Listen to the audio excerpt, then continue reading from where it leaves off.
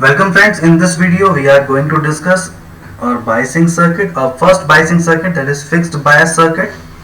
Biasing का सबसे बड़ा सर्किट हम इसमें देखने जा रहे हैं कि बाइसिंग का सबसे बेसिक जो सर्किट होता है वो क्या होता है। तो एनपीएन बीजेटी को यहाँ हमने एक इस स्ट्रक्चर में या फिर इस तरीके से हमने बायस किया है, हमने वोल्टेज प्रोवाइड किया है।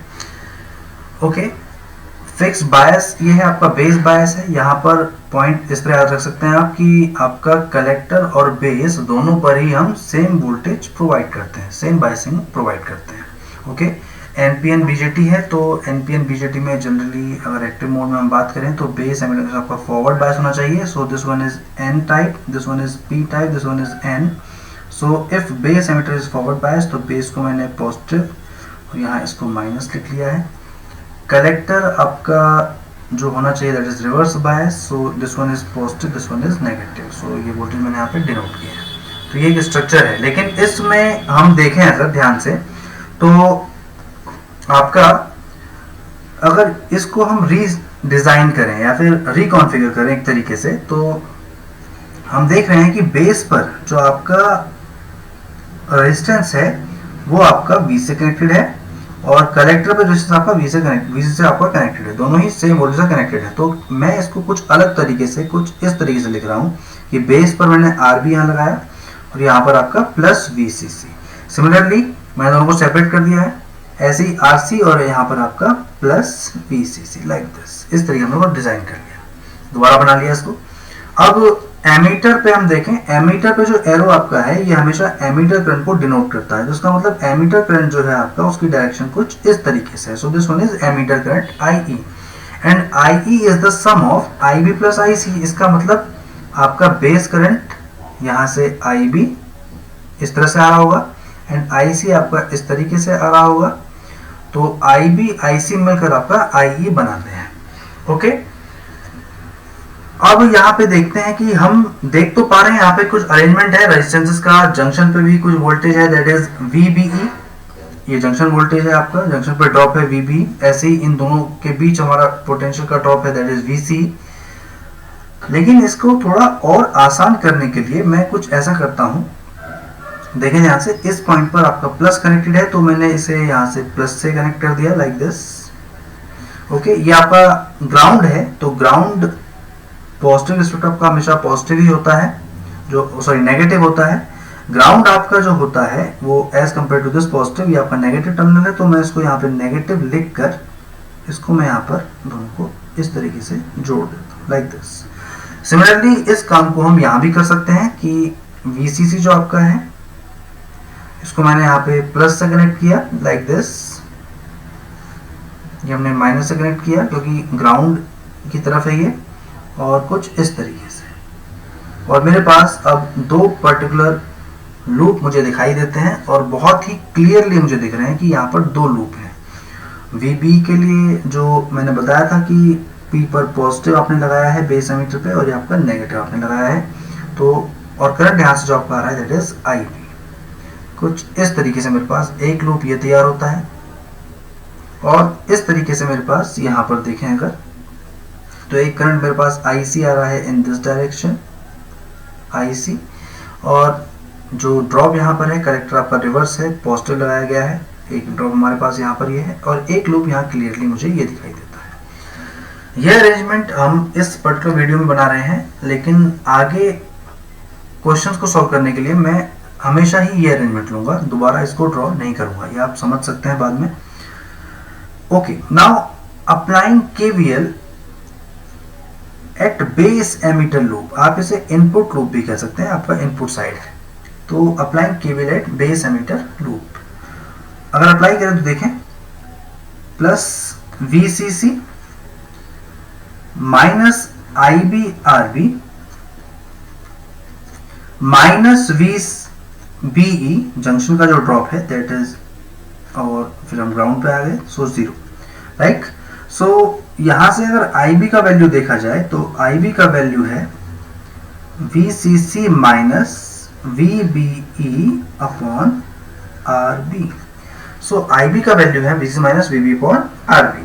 ओके, अब यहाँ ध्यान से अगर देखें तो VB इज जंक्शन ड्रॉप, जो कि सिलिकॉन के लिए 0.7 आपका वोल्ट होगा। फॉरवर्ड बायस हम लेते हैं बेस एमीटर को, 0.7 वोल्ट होगा और जर्मिनेटेड विल बी 0.3, यानी this value is fixed, you can say this value is fixed, ये आपका फिक्स वैल्यू है। सिमिलरली अगर देखें तो VCC is the supply voltage for particular bias, हम इसको कोई वैल्यू देंगे तो ये वैल्यू भी आपका फिक्स होगा।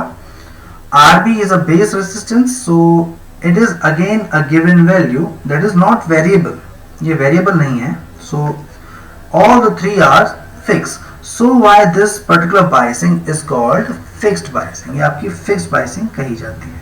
तो यहाँ से IB का जो वैल्यू आया है, IB के वैल्यू से हमें देख के समझ में आता है कि ये सारे पैरामीटर हमारे फिक्स हैं, तो हमारा IB जो आपका है ये एक फिक्स वैल्यू आपका होगा for the given set of VCC and RB, और इसलिए इसे हम फिक्स बायस सर्किट कहते हैं। अब हमारे पास अगर IB आ गया है तो definitely IC we can find out from the current equation, IC is beta IB, IC is beta IB, beta IB हमारे पास IC का वैल्यू होगा, so we can find out IC as well, beta into IB, and IB is VCC minus VBE upon RB. So this is IC. Okay, now we have IC.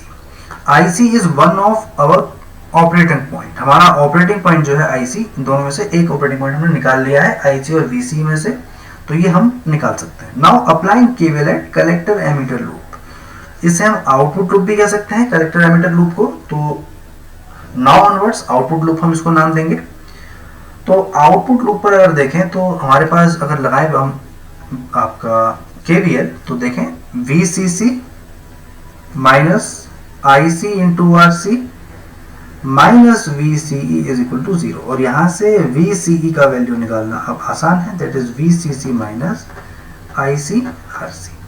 तो इस तरीके से इस bias circuit में हम operating point को निकाल सकते हैं IC और VCE को। ओके, नाउ क्या इसके फीचर्स हैं? ये बहुत ही सिंपल बायसिंग सर्किट है, बहुत ही सिंपल बायसिंग सर्किट है, बहुत ही कम कंपोनेंट हमने इसमें लगाए हैं, सिर्फ हमने जंक्शन पे 2 रेजिस्टेंस ही लगाए हैं और एक वोल्टेज हमने सिर्फ दिया है। ओके, इसके अलावा सर्किट बहुत सिंपल है।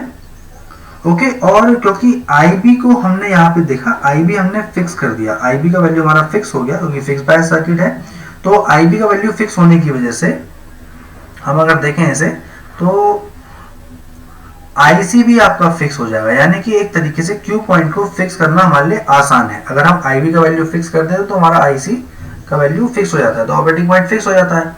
लेकिन क्या सही में ऐसा है? तो देखते हैं, इसके और फीचर्स भी देखते हैं, क्या से कुछ लिमिटेशंस हैं। ओके, ना देखते हैं। हमारे पास हम जानते हैं कि जो आपकी करंट इक्वेशन है in common emitter configuration, that is beta IB plus 1 plus beta ICBO, ये हमारी करंट इक्वेशन होती है। Okay, ICBO is the minority current और leakage current, it depends on temperature. तो देखें, अगर टेम्परेचर आप बढ़ाते हैं, इन केस टेम्परेचर आपका बढ़ता है तो ICBO that is reverse saturation current आपका इंक्रीज करेगा एंड ये वैल्यू आपको इंक्रीज करेगा।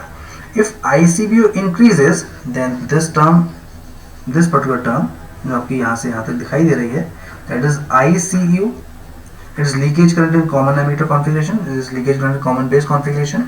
So if ICBO increases, this whole factor will increase, यानी आपका ये फैक्टर भी इंक्रीज करेगा, यानी कि अगर ये फैक्टर इंक्रीज कर रहा है तो डेफिनेटली आपका IC भी इंक्रीज करेगा, आपका IC इंक्रीज करेगा। IC इंक्रीज का मतलब क्या होगा? IC आपका कलेक्टर पे ज्यादा कैरियर्स का आपका पहुंचना, और इसका मतलब आपका ज्यादा रश होना, और रश अगर ज्यादा है तो टेम्परेचर फिर से इंक्रीज करेगा, अगर टेम्परेचर फिर से इंक्रीज करेगा then again ICBO will increase, again ICO will increase, IC will increase and this particular thing will go on, ये आपकी प्रोसेस चलती रहेगी। इसका मतलब क्या हुआ?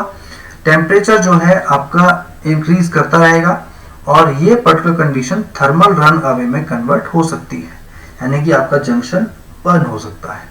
तो इस तरीके से हम देखें अगर, तो आपका एक तो पहली बात, ये आपको टेम्परेचर के अगेंस्ट स्टेबिलिटी प्रोवाइड नहीं करता circuit.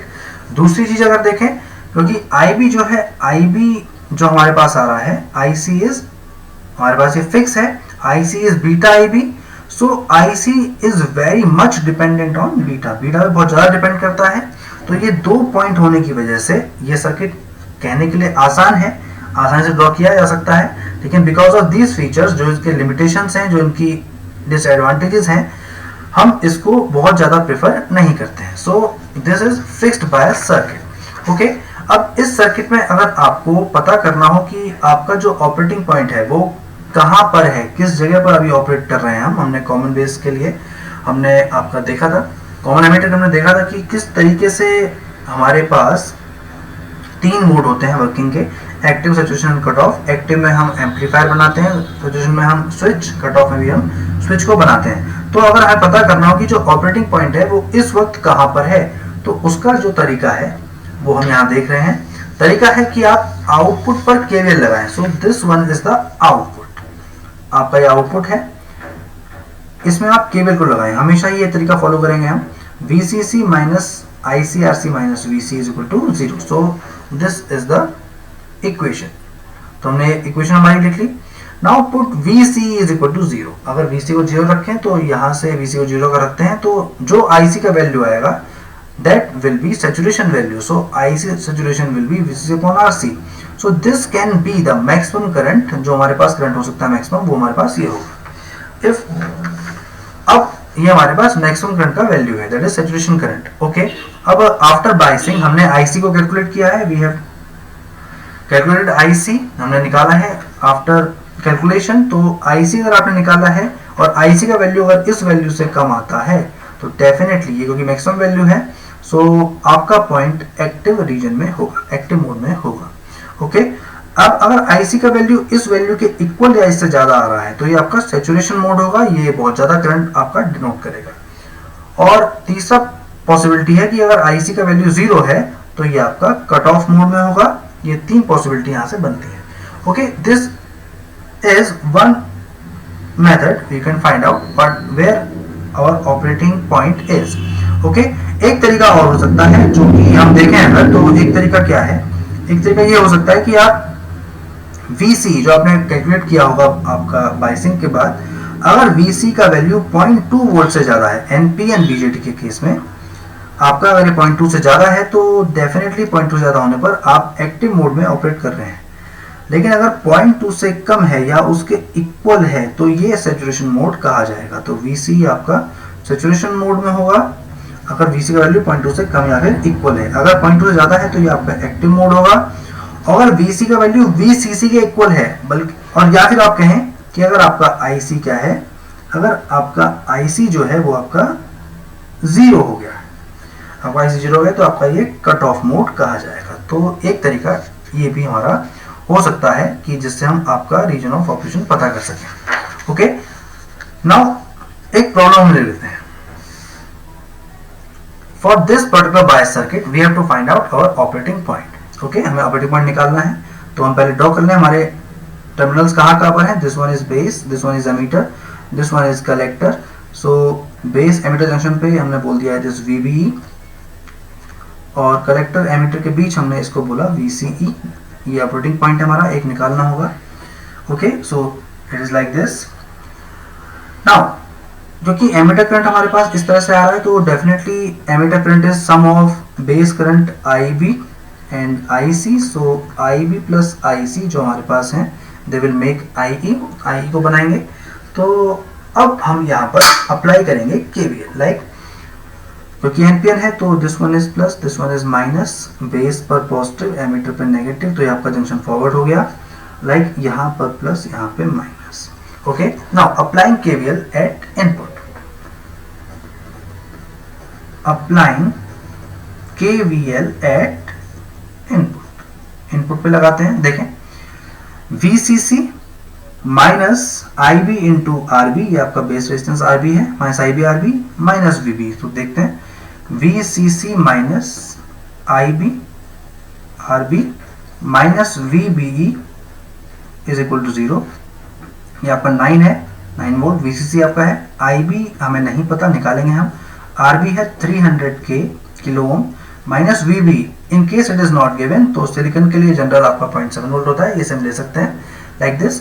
So this is the equation. Now IB is equal to 9 minus 0.7 upon 300k. इसे अगर सॉल्व करें तो IB का वैल्यू आता है 0.0277, क्योंकि ये किलो ओम में है, so this one is milli ampere. IB आपका इतना आ जाएगा. Now if we have IB, then definitely IC we can calculate, that is beta into IB. So beta is given, that is 50 times into IB, that is 0.0277, इतना milli ampere, and it is 1.385 milli ampere. So हमारे पास IC का value आ जाता है. Now applying KVL at output, IC हमारे पास आ गया. It is a one of और Q पॉइंट हमारा क्वेश्चन पॉइंट है एक ये. Now applying KVL at output.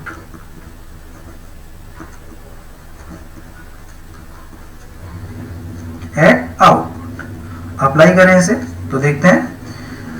Now 9 volt minus, that is VCC, minus IC into RC minus VC. So this is VCC minus IC into RC minus VCE is equal to 0. Okay, so VCE यहां से अगर देखा जाए तो VC का जो value होगा, VCE is equal to VCC minus IC into RC. तो VCC कितना है? VCC आपका 9 वोल्ट है, माइनस IC आपने अभी निकाला है 1.385 मिली एम्पियर, और जो हमारा RC है, RC हमारा है 2 kilo ohm, so it is 2K.